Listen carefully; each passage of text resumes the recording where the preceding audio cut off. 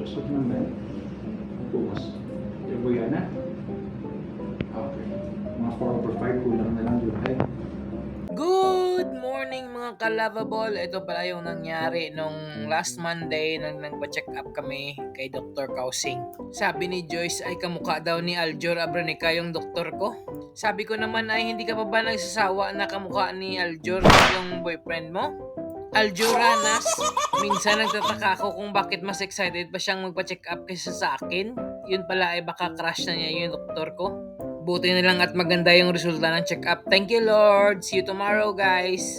Katapuli na tano, padangin na smile-smile mo.